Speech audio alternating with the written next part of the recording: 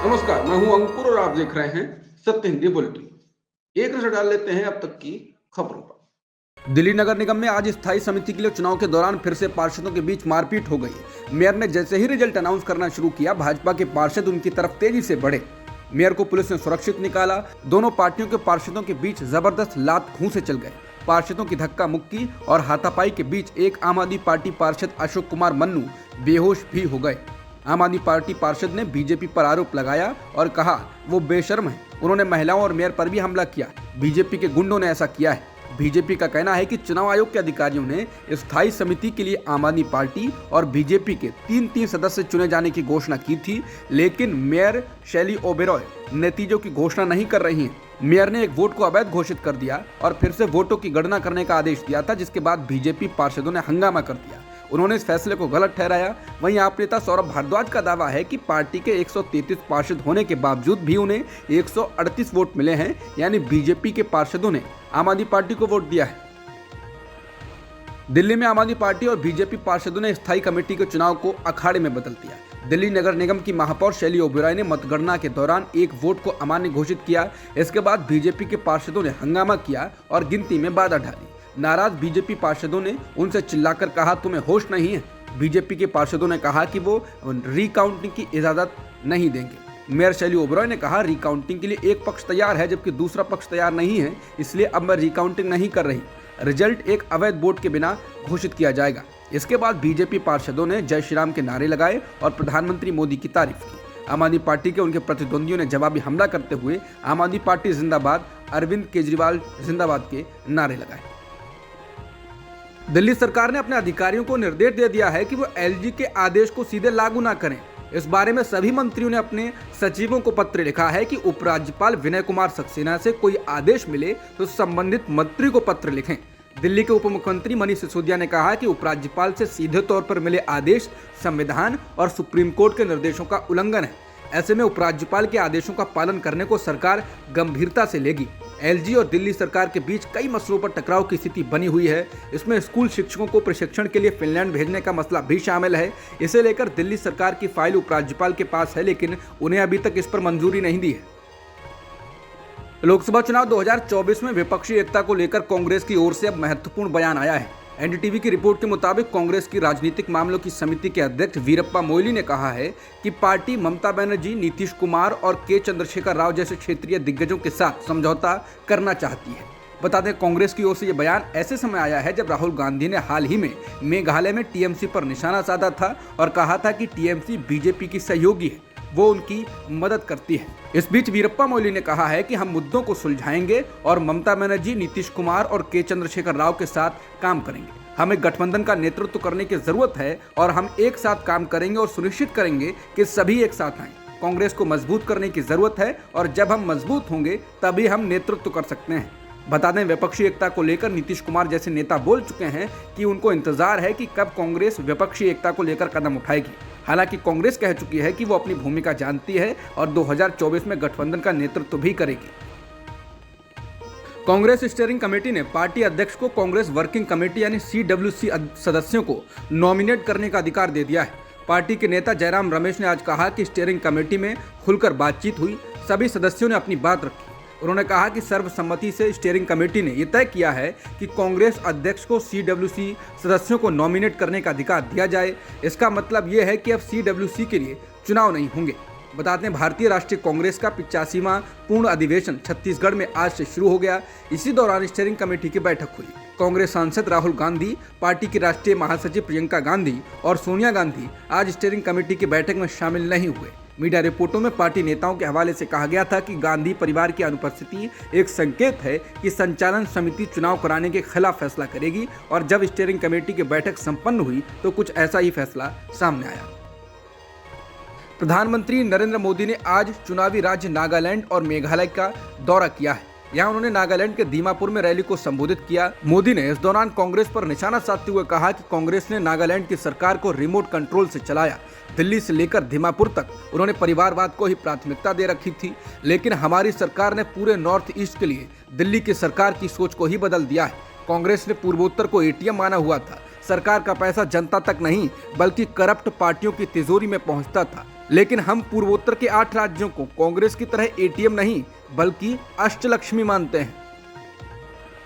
27 फरवरी को होने जा रहे मेघालय विधानसभा चुनाव से पहले प्रधानमंत्री नरेंद्र मोदी ने रोड शो किया है। इस दौरान शिलोंग में चुनावी रैली को संबोधित करते हुए पीएम मोदी ने विरोधियों पर हमले किए। प्रधानमंत्री मोदी ने वंशवाद की राजनीति को लेकर हमला किया। प्रधानमंत्री ने कहा कि मेघालय को वंशवादी राजनीति से मुक्त होना चाहिए। दिल्ली ही नहीं, मेघालय में भी पारिवारिक पार्टियों ने अपनी तिजोरी भरने के लिए मेघालय को एटीएम में तब्दील कर दिया है। पीएम मोदी ने कहा कि कुछ लोग जिनको देश ने नकार दिया है, जो निराशा के गर्त में डूब चुके हैं, वो आजकल माला जपते हैं और कह रहे हैं कि मोदी तेरी कब्र खुदेगी। लेकिन देश कह रहा है, देश का कोना कोना कह रहा है, मोदी तेरा कमल खिलेगा। वारिस पंजाब दे के प्रमुख अमृतपाल सिंह के साथ ही लवप्रीत तूफान को रिहा कर दिया गया है। जेल से बाहर आने के बाद तूफान और संगठन के बाकी लोगों ने बोले सो निहाल के नारे लगाए। इस दौरान लवप्रीत ने कहा कि उसके साथ कस्टडी में पुलिस की ओर से कोई बुरा व्यवहार नहीं किया गया है। बता दें, लवप्रीत की गिरफ्तारी के विरोध में कल अमृतसर में उग्र विरोध प्रदर्शन हुआ था। सैकड़ों लोग पुलिस से भिड़ गए थे। कट्टरपंथी नेता अमृतपाल सिंह के समर्थकों ने बृहस्पतिवार को पंजाब के अमृतसर जिले में एक थाने पर हमला किया और वहां तब तक डटे रहे जब तक उन्हें आश्वासन नहीं मिला कि गिरफ्तार किए गए लवप्रीत तूफान को रिहा करा जाएगा। एनडीटीवी से बात करते हुए पंजाब पुलिस के एसएसपी हरपाल सिंह ने कहा कि कल जो हुआ वो नहीं होना चाहिए था। पंजाब पुलिस ने जवाबी कार्रवाई इसलिए नहीं की क्योंकि अमृतपाल अपने साथ गुरु ग्रंथ साहिब लेकर आया था। अगर हम जवाबी कार्रवाई करते तो बात बहुत बिगड़ जाती। हमने गुरु ग्रंथ साहिब का सम्मान किया। कल अपने साथ लवप्रीत को रिहा कराने के लिए अजनाला पुलिस थाने के घेराव के बाद अमृतपाल सिंह ने गृह मंत्री अमित शाह को खुली धमकी दी। अमृतपाल सिंह ने कहा कि अमित शाह ने कहा था कि खालिस्तान आंदोलन को नहीं बढ़ने देंगे। मैंने कहा था कि इंदिरा गांधी ने भी ऐसा ही किया था और अगर आप ऐसा करते हैं तो आपको भी नतीजे भुगतने होंगे। अगर गृह मंत्री हिंदू राष्ट्र की मांग करने वालों से यही कहते हैं तो मैं देखूंगा कि क्या वो पद पर बने रहते हैं। अमृतपाल सिंह ने टाइम्स नाउ से बातचीत में कहा कि आंदोलन शांतिपूर्ण तरीके से चल रहा है और ये तब तक शांतिपूर्वक रहेगा जब तक कि इसे दबाया नहीं जाएगा। वारिस पंजाब दे के प्रमुख ने कहा वो पूरे सिख समुदाय को धमका रहे हैं। एक तरफ कहते हैं कि वो सिखों के मित्र हैं और इंदिरा गांधी व कांग्रेस की तरह नहीं है, लेकिन दूसरी ओर अगर वो ये बयान देते हैं कि खालिस्तानियों का शांतिपूर्ण आंदोलन कुचल देंगे तो वो वही कर रहे हैं जो इंदिरा ने किया था।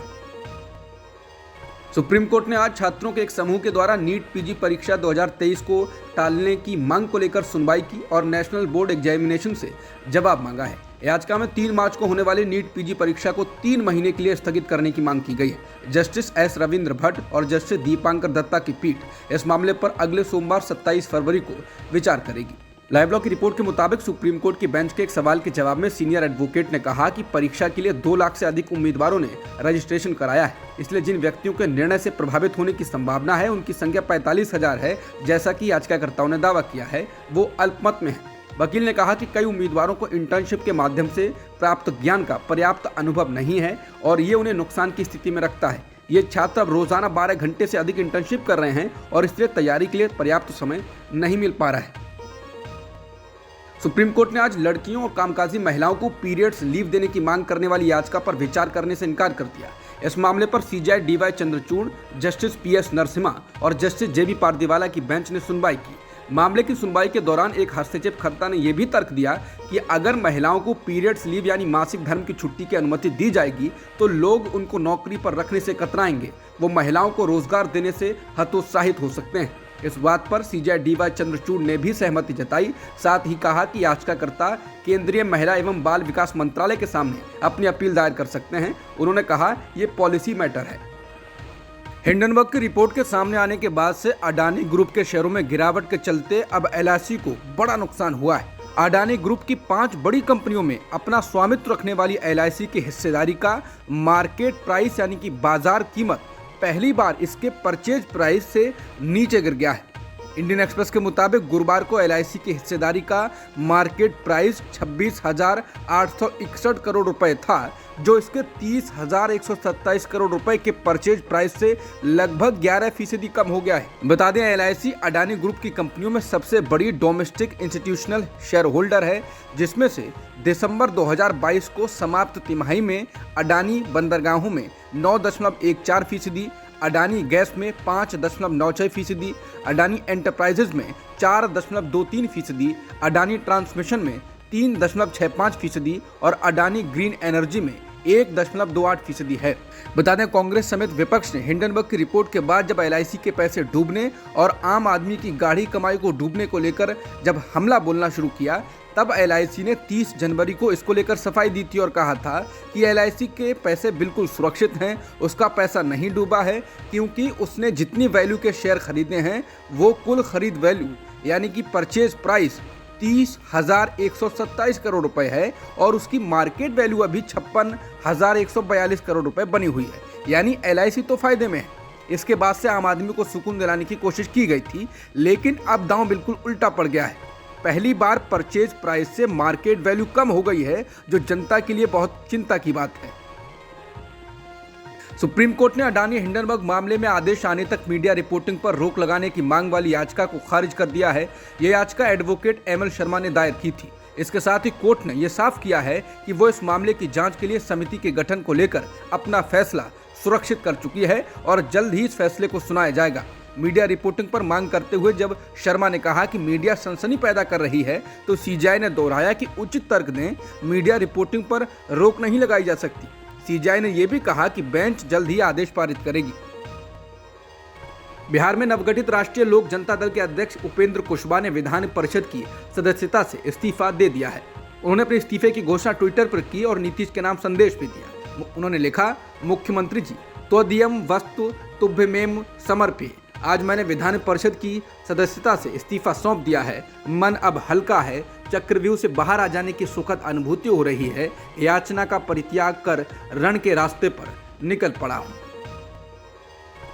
यूक्रेन पर रूस के आक्रमण की पहली वर्षगांठ की पूर्व संध्या पर संयुक्त राष्ट्र महासभा ने इससे जुड़े एक प्रस्ताव को मंजूरी दी। इस प्रस्ताव में व्यापक, न्याय संगत और स्थायी शांति लाने और रूस से यूक्रेन में शत्रुता खत्म करने और तत्काल सेना वापस लेने की मांग की गई। लेकिन जब इस प्रस्ताव पर वोटिंग हुई तो भारत इससे एब्सटेन कर गया, यानी दूर हो गया। इसका मतलब है कि भारत ने ना तो इस प्रस्ताव का विरोध किया और ना ही इसका समर्थन किया। ऐसा ही चीन ने भी किया। कुल 32 देश वोटिंग से दूर रहे। 193 सदस्यीय यूएनजीए में मतदान के दौरान 141 सदस्य देशों ने प्रस्ताव के पक्ष में मतदान किया, जबकि 7 ने प्रस्ताव का विरोध किया। संयुक्त राष्ट्र में यह प्रस्ताव तब लाया गया है जब रूस यूक्रेन युद्ध के 1 साल होने से पहले अमेरिकी राष्ट्रपति जो बाइडेन यूक्रेन पहुंचे थे। इस पर रूस ने तीखी प्रतिक्रिया व्यक्त की और परमाणु हमले की चेतावनी भी दी। भारतीय अमेरिकी अजय बंगा को अमेरिकी राष्ट्रपति जो बाइडेन ने विश्व बैंक का प्रमुख नामित किया है। अगर विश्व बैंक के निदेशक मंडल द्वारा पुष्टि की जाती है तो बंगा दुनिया के 2 शीर्ष अंतर्राष्ट्रीय वित्तीय संस्थानों अंतर्राष्ट्रीय मुद्रा कोष और विश्व बैंक में से किसी एक का प्रमुख बनने वाले पहले भारतीय अमेरिकी होंगे। अजय बंगा मास्टरकार्ड के पूर्व सीईओ हैं।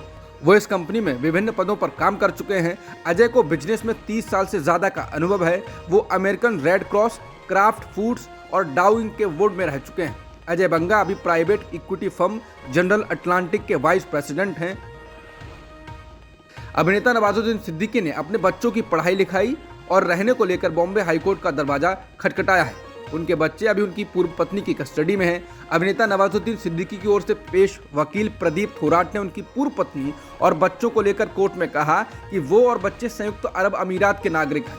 बच्चे दुबई में स्कूल में पढ़ते थे, लेकिन वो पिछले साल भारत आई थी और अब बच्चे भी यही हैं, वो स्कूल नहीं जा रहे हैं। इस पर बेंच ने पूछा, क्या ये कोई वैवाहिक विवाद है? इस पर नवाजुद्दीन की ओर से कहा गया कि हम 2011 में अलग हो चुके हैं। इस पर अभिनेता की पूर्व पत्नी की ओर से पेश वकील रिजवान सिद्दीकी ने कहा, बच्चे मेरी हिरासत में हैं, मैं उनकी मां हूं और बेटी ने साफ कर दिया है कि वो अपनी मां को छोड़कर किसी विदेशी स्कूल में नहीं जाएगी। इस पर बेंच ने कहा कि बच्चे बीच में ही स्कूल छोड़ देंगे तो पढ़ाई कैसे होगी। इस पर रिजवान सिद्दीकी ने कहा कि वो ऑनलाइन पढ़ाई जारी रखेंगे। अगर स्कूल अनुमति नहीं देता है तो वो भारत के एक स्कूल में दाखिला लेंगे। इसके बाद नवाजुद्दीन सिद्दीकी ने पूछा कि मुझे बच्चों के साथ बात करने की अनुमति दी जा सकती है, तो पत्नी की ओर से कहा गया कि हम रोक नहीं रहे हैं। फिलहाल बेंच ने कहा है कि हमारा सुझाव है कि आप चर्चा करें और मुलाकात के अधिकारों के बारे में एक समझौते पर आएं। आगे की सुनवाई अगले हफ्ते की जाएगी। इसके अलावा एक अन्य मामले में मुंबई की एक कोर्ट ने एक्टर नवाजुद्दीन सिद्दीकी के खिलाफ उनकी दूसरी पूर्व पत्नी जैनब की ओर से दहेज प्रथा को लेकर दायर दोनों याचिकाओं को खारिज कर दिया है। अब तक की खबरों में इतना ही। बाकी खबरों के लिए बने रहिए सत्य हिंदी के साथ। नमस्कार।